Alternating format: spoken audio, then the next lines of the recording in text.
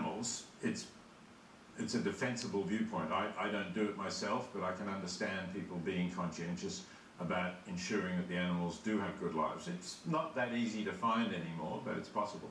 But going back to climate change, as you mentioned, if they're eating grass-fed beef or lamb, then there's still a climate problem. It doesn't solve that problem.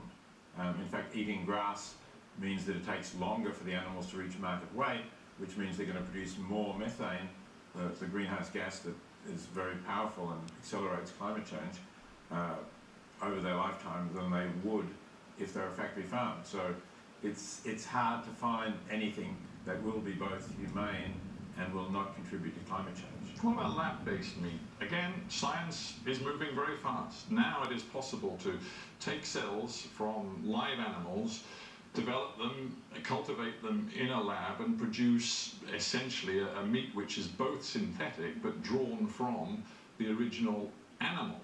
Now, you don't like eating meat, you don't think that's good for humanity, but on the basis it was grown in a lab, you're going to give that a pass? I am. I'm fine with that. And if that moves people away from eating meat that comes from animals and that causes harm to animals and climate change, yes, I would welcome that development.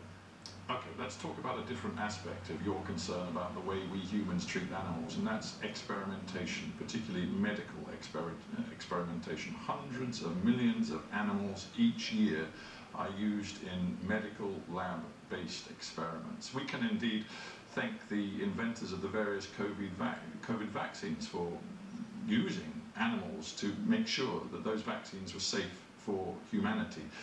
Except you're not prepared to thank them, are you? Why not? Well, I'm not absolutist about animal experiments. There are some circumstances in which maybe the benefits are so great and there is no other way of doing it and the harms to animals are absolutely minimised. Would the race to find COVID vaccines be one of them? Well, at some stages, but in fact, in the race to find safe COVID vaccines, the research community did not make use of thousands, tens of thousands of volunteers who wanted to be challenged themselves. There was an organisation called One Day Sooner, which said, we can get the vaccine sooner if you make use of these fully informed human volunteers who are prepared to have candidate vaccines tested on them and then be challenged with the virus. And I think it was a mistake not to do that.